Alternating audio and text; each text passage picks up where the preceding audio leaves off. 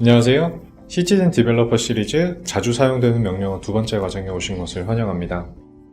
본 교육 과정에서는 어플리케이션, 브라우저, 메시지 박스, 딜레이 이 네 가지 명령어에 대해서 알아보도록 하겠습니다.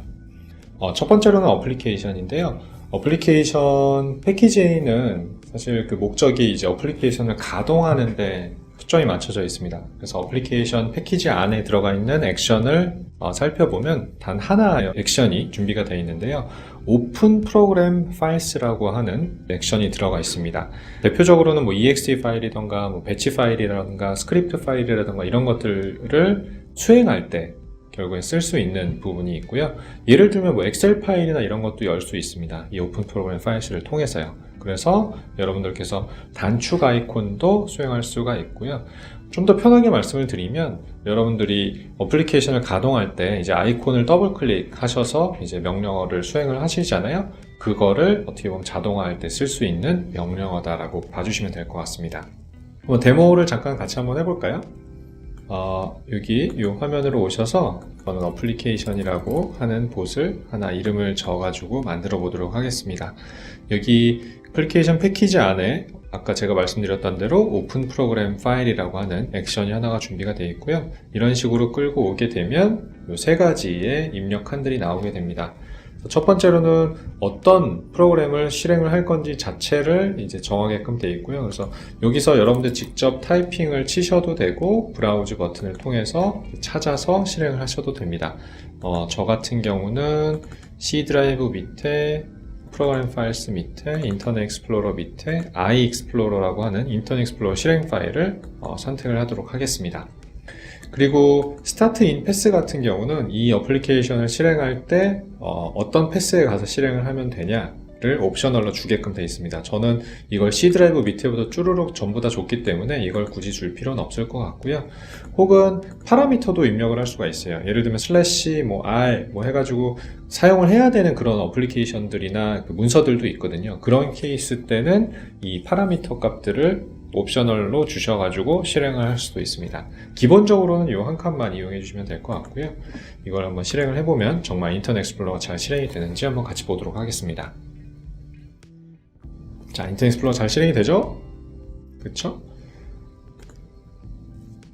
네, 이렇게 오픈 프로그램 파일스 명령어는 쓸 수가 있고요. 다음 명령어를 한번 넘어가 볼까요? 브라우저입니다. 브라우저 같은 경우는 총 3가지의 이제 액션들이 준비가 되어 있는데요.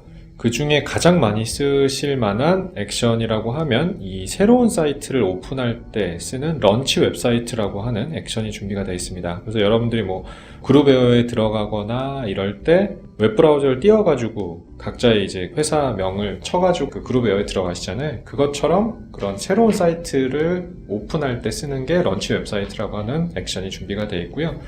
추가적으로 2가지는 파일을 특정 위치에서 계속적으로 다운로드 받거나 이럴 때 쓸 수 있는 파일 다운로드 액션이 준비가 되어 있고, 마지막으로는 깨진 링크에 대한 검색도 할 수 있습니다. 이 경우는 사실 자주 쓰이는 액션이라고 보기는 좀 어려울 것 같고요. 저도 뭐 자주 쓰진 않으니까. 다만 그 링크들을 여러분들이 찍었을 때 이게 깨졌는지 안 깨졌는지를 가끔 보시잖아요. 웹사이트를 관리하시는 분들은 이런 링크들이 정상적으로 작동을 하는지 안 하는지가 굉장히 중요한 경우들도 있습니다. 그래서 그분들한테 쓸 수 있는 그런 액션들을 제공하는 게 저 깨진 링크를 검색하는 부분입니다. 제가 설명만 드려서는 이제 잘 이해가 안 되실 수 있으니까 데모를 이것도 같이 한번 보도록 하겠습니다. 자, 여러분들 이 페이지로 들어와서 저는 브라우저라고 하는 이름을 줘서 태스크를 하나 만들도록 하겠습니다. 여기에 브라우저 패키지라고 하는 부분이 왼쪽에 준비가 되어 있고요. 펼쳐보시면 첫 번째로 런치 웹사이트가 눈에 확 띄실 거예요. 이 부분을 이렇게 넣어서 한번 보면 이 URL을 적어 놓게 되어 있습니다. 저는 저희 회사 웹사이트인 automation anywhere.com을 들어가 볼 거고요. 브라우저는 여러분들 이 5가지 중에 이제 선택할 수가 있게 되어 있고요. 디폴트 브라우저로 두시면 이제 여러분들 윈도우에서 정한 디폴트 브라우저로 뜨게끔 되어 있고, 저는 인터넷 익스플로러로 한번 가동을 해보는 걸로 한번 해보겠습니다. 그리고 런을 한번 눌러볼게요. 그러면 automation anywhere로 뿅 하고 갈 겁니다. 네, 이런 식으로 이제 웹사이트를 띄울 때 쓸 수 있는 명령어가 이제 런치 웹사이트가 준비가 되어 있고요. 또는 다운로드 파일이나 이런 것도 할 수 있어요. 다운로드 파일은 이 특정 위치, 특정 URL에서 여러분들이 특정 파일을 다운로드 받을 때 여기다가 이제 URL을 적어 놓으시게 되면 이 부분들 위치에 가서 그 해당된 파일을 다운로드 받을 수 있고요. 다운로드 받은 파일을 특정 어느 위치에 저장할 건지를 이 로케이션을 정하면 여러분들이 저장을 할 수 있게 되어 있습니다. 그래서 이 부분은 이제 특정 위치에서 주기적으로 해당 파일을 다운로드 받아서 어떤 작업을 해야 될 때 되게 용이하게 쓸 수 있을 걸로 보고 있고요. 마지막으로는 아까 제가 말씀드렸던 약간 좀 특이하다라고 생각될 수도 있는데 이런 것들이 유용하게 또 쓰일 수가 있기 때문에 준비를 해놓은 명령어가 이 find broken link, 링크가 깨진 거를 확인할 수 있는 그런 명령어들도 준비가 되어 있습니다. 여기서 한번 제가 automationanywhere.com 이라고 하는 사이트에서 이 사이트 안에 있는 모든 링크들을 전부 다 이제 확인을 하게 되어 있습니다. 그래서 이 사이트에서 제가 이 페이지, 랜딩 페이지에 관련된 링크들을 확인할 건지 아니면 전체 사이트를 확인할 건지 스코프를 정하게끔 되어 있고요. 저는 데모니까 여기서는 이 페이지에 해당되는 부분만 검사하는 걸로 그렇게 둘게요. 그리고 검사 결과에 대해서는 CSV 파일로 떨구게끔 되어 있습니다. 그래서 CSV 파일을 제가 임의로 하나 만들어 놨고요. 여기에 보면 문서 위에 제가 link.csv 파일이라고 하는 부분들을 이렇게 만들어 놨습니다. 그래서 요거는 열기로 이렇게 갖다 대면 이 파일에다가 이제 엎어칠 거예요. 지금은 파일 사이즈가 11K 정도 돼서 이미 안에 내용이 들어가 있는데요. 이 부분을 이제 어펜드 하는 거를 체크하지 않게 되면 이 파일에다가 오버라이트 해서 처음부터 다시 쓰게 됩니다. 이건 그대로 두고요. 인코딩은 제가 UTF-8로 바꿀게요. 이건 한글 페이지 같은 경우는 이제 UTF-8이나 유니코드 중에 아마 선택을 하시면 될 것 같고요. 거기에 관련된 인코딩 방법은 여러분들께서 정하시면 될 것 같습니다. 그리고 요 밑에 있는 거는 병렬 처리를 얼마나 많은 수의 병렬로 할 것인가에 대해서 정하게끔 되어 있고요. 최대는 99개의 병렬을 동시에 처리할 수 있게끔 지정을 할 수 있습니다. 데모 시간이니까 좀 시간 절약을 하기 위해서 최대 99개로 일단 정해놓고 되어 있고요. 타임아웃 값도 있어요. 이거는 해당되는 링크가 얼마나 오랜 시간 동안의 응답 시간을 기다릴 건지를 정하게끔 되어 있습니다. 예를 들면 10초 이상 기다리게 되면 이거는 서비스에 문제가 생길 수 있으니까 이거는 타임아웃으로 이렇게 빼놔라 라고 지정을 할 수도 있습니다. 그래서 최대 몇 초 동안 이걸 기다리게 만들 건지, 저는 그러면 한 2초 이상 기다리면 이거는 서비스에 문제가 있는 걸로 판단을 하게끔 이렇게 2초로 줄여놓고 일단 한번 돌려보도록 하겠습니다.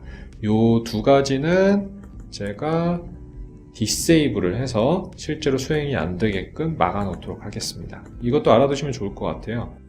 이런 테스트를 돌리다 보면 가끔 이 액션들은 잘 작동이 되니까 지금은 수행을 안 해도 되고 얘만 돌릴 거야. 그러면 얘네들을 이렇게 Shift로 멀티로 잡으셔가지고 디세이블 하시거나 이네이블을 해서 명령어를 수행하는 걸 막거나 혹은 풀거나 할 수 있는 기능을 역시 같이 제공을 합니다. 이렇게 디세이블로 되게 되면 이렇게 회색으로 바뀌게끔 되어 있고요. 지금 얘를 제가 런하게 되면 이 명령어만 돌게끔 되겠죠. 자, 돌려보도록 하겠습니다.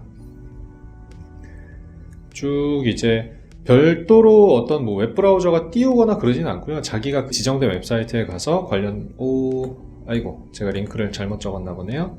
HTTP를 앞에다가 s를 붙여가지고 다시 한번 수행을 해보도록 하겠습니다. 그 브라우저를 띄우거나 그러진 않고 자기가 A019 저희 이제 로봇이 직접 그 사이트에 들어가서 관련된 링크들을 다 확인을 하고 그 링크의 상태들을 전부 다 확인을 하게끔 되어 있습니다. 그래서 특정 시간이 이렇게 지나게 되면 이제 정상적으로 끝났다는 걸 확인할 수 있고요. 결과는 아까 말씀드린 대로 저희가 지정된 이 링크에서 이제 다 기록을 해놓고요. 어떤 식으로 기록이 되는지 한번 잠깐 살펴보면 이런 식으로 링크들을 상태를 다 확인할 수가 있습니다. 그래서 successful로 떨어진 애들은 이제 정상적으로 링크가 다 작동이 된다는 의미고요. 예를 들면 밑으로 가면 갈수록 가끔 이런 애들도 나오죠. 타임아웃 걸린 애들. 이런 애들은 이 웹사이트는 지금 현재 뭔가 문제가 있는 걸로 판단을 하면 됩니다. 예를 들면 아까 저희가 지정해 놓은 2초 타임아웃에 응답이 없었던 거예요. 2초 안에. 그는 저희가 만든 로봇이 접근을 하려고 했는데 이 해당된 링크는 타임아웃이 이런 식으로 걸렸다는 거는 이 해당된 경로는 지금 2초 안에 응답이 없었다는 얘기가 됩니다. 그래서 혹은 이렇게 흔히 사용자들이 볼 수 있는 거죠. 이런 404 에러 같은 경우들, 이런 거는 이 페이지는 아예 지금 뭔가 문제가 있어서 정상적으로 조회가 안 되는 경우를 볼 수가 있어요. 그래서 이런 경우는 아마 담당자들이 조치를 해야 될 수도 있겠죠. 그래서 석세스풀로 떨어진 것들은 정상적으로 작동이 되고 타임아웃이나 not found로 빠진 애들은 뭔가 문제가 있다라고 판단을 해서 자동화를 이어갈 수 있을 때 이제 쓸 수 있는 명령어라고 봐주시면 될 것 같습니다. 네, 브라우저에 대해서는 여기까지 제가 설명을 좀 드렸고요. 다음은 메시지 박스입니다. 여러분들 메시지 박스는 이미 그 디바이스 등록을 할 때부터 이미 다 확인을 하셨기 때문에 지금 처음 본 것 같다라는 느낌은 아니시겠죠? 당연히. 그죠? 저희가 이미 해봤기 때문에 메모 같이 한번 보시죠. 이것도 백문이 불여일견이라고 같이 한번 보시는 게 좀 도움이 될 것 같습니다. 자, 메시지라고 하고 제가 열어볼게요. 자, 메시지 박스를 찾기 위해서는 메시지를 이렇게 치면 메시지 박스 패키지 안에 역시 메시지 박스 하나밖에 없네요. 액션은. 이 메시지 박스는 말 그대로 여러분들 팝업 박스처럼 이렇게 띄우는 역할을 한다라고 제가 이미 설명을 예전 클래스 때 아마 다 드렸을 거예요. 그래서 여러분들이 원하는 값들을 헬로 이런 식으로 해가지고 실행을 하게 되면 팝업 박스처럼 뿅 하고 이제 메시지 박스가 하나 뜨는 요런 이제 과정들을 여러분들께서 수행을 할 수가 있게 되어 있습니다. 닫기 버튼을 누르면 끝나게끔 되어 있죠. 닫기 버튼도 이렇게 자동으로 close message box after 몇 초, 5초 이후에는 이 메시지 박스가 닫게 해라 라고 하는 체크박스도 준비가 되어 있고요. 이게 단순하게 이런 식으로 쓰이는 경우는 사실 많지는 않아요. 그러니까 그냥 보여주기 위한 용도로 쓰는 경우는 흔치는 않고 대부분은 변수하고 같이 연동돼서 쓰는 경우들이 흔히 있습니다.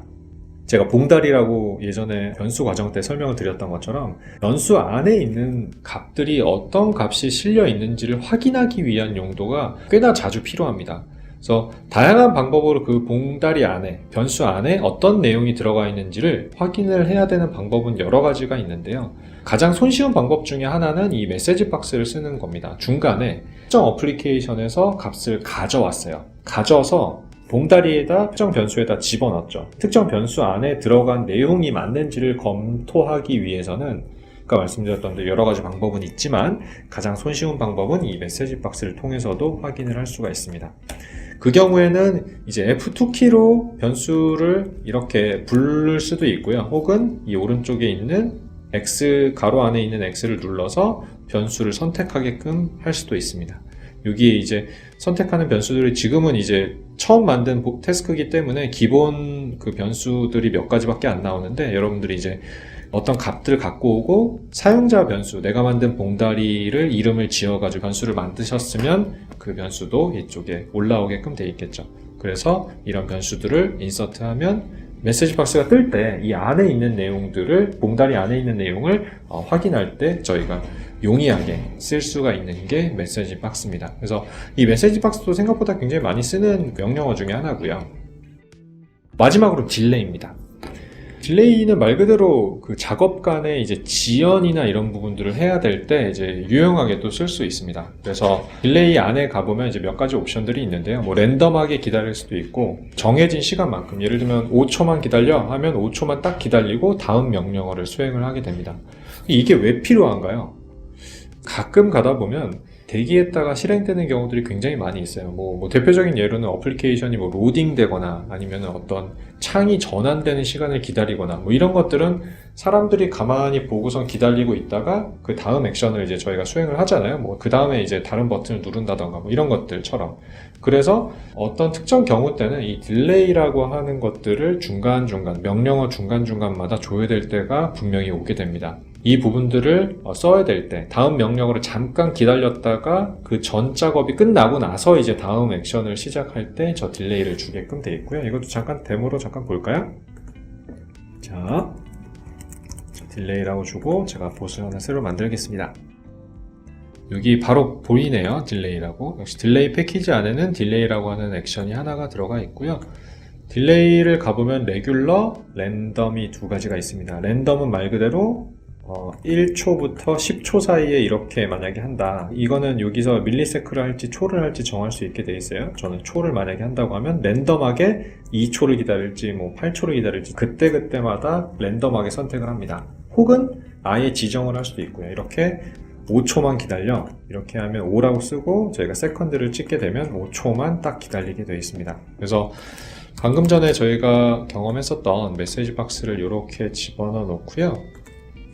테스트 1 1초 후에 닫고, 메시지 박스를 테스트 2 2초 후에 닫아. 이렇게 되면 이 박스가 떴다가 1초 후에 닫히고 5초 동안 기다렸다가 두 번째 박스를 하고 2초 후에 닫히게 되어 있습니다. 기본적으로 이런 거죠. 한번 돌려보면, 자, 텍스트 박스가 뿅 하고 1초 후에 닫히고 5초 동안 뱅글뱅글 기다렸다가 아무 이유 없이 그냥 기다립니다. 이거는. 그리고 테스트 2 박스가 이렇게 올라왔다가 끝나죠. 이렇게 명령어와 명령어 간에 어떤 중간에 잠깐 대기해야 되는 그런 일들이 있을 때는 이 딜레이를 유용하게 쓸 수가 있습니다. 근데 제가 이걸 설명을 드리면 약간 의아해 하시는 분들도 계실 것 같아요. 무슨 얘기냐면, 화면이 전환이 잘 됐거나 아니면 로딩이 끝났는지를 확인하는 데까지만 딜레이를 주면 안 되나요? 예를 들면 어떤 작업을 돌릴 때는 10초의 딜레이가 걸릴 때도 있지만 똑같은 버튼을 눌러도 이 로딩이 리스폰스 타임에 따라서 사실은 10초가 걸릴 때도 있고 100초가 걸릴 때도 있고 막 이럴 수 있잖아요. 그러면 저는 딜레이를 몇 초를 줘야 되네요. 이론적으로는 100초를 줘야 됩니다. 왜냐하면 어떤 경우에도 멈추지 않아야 되기 때문에 이럴 때는 100초를 줘야 되지만, 그게 끝났는지를 확인해서 딜레이를 끝내면 안 되나요? 라고 하는 그런 그 필요도 있을 수 있잖아요. 당연히 10초를 끝나고 나서 바로 다음 걸로 넘어가고 싶을 때, 이럴 때는 이 딜레이를 쓰시면 안 되고 wait라고 하는 다른 명령어가 있습니다. 이거는 이제 다음 과정에서 이제 진행을 할 건데, 어쨌든 wait와 딜레이의 차이점은 그냥 생각 없이 기다릴 때는 딜레이, 아니면 뭔가 조건을 줘서 기다리게 만들 때는 wait라고 하는 명령어를 써서 저희가 수행을 할 수가 있습니다. 그래서 간단하게 쓸 때는 딜레이를 쓰시면 되고요. 지능적으로 써야 될 때는 wait라고 하는 다른 명령어도 준비가 되어 있습니다. 그래서 이 두 가지의 차이점에 대해서 지금 간단히 설명을 드렸습니다. 자, 이번 시간에는 어플리케이션, 브라우저, 메시지 박스, 딜레이 이 네 가지를 배웠는데요. 어플리케이션은 이제 파일을 실행하거나 열고자 할 때 사용할 수 있는 게 이 어플리케이션 패키지고요. 브라우저 패키지는 이제 웹사이트를 새로 열거나 뭐 자료를 다운로드 받거나 혹은 아까 말씀드렸던 뭐 링크가 깨진 걸 확인하거나 이랬을 때도 브라우저 패키지를 쓸 수가 있습니다. 메시지 박스는 말씀드렸던 대로 이제 팝업 창을 오픈할 때 사용하는 게 메시지 박스고요. 딜레이는 작업 중에 일정 시간 대기를 할 때 유용하게 쓸 수 있는 명령어가 딜레이였습니다. 이번 시간에 여기까지 진행을 하고요. 장시간 동안 수고 많으셨습니다.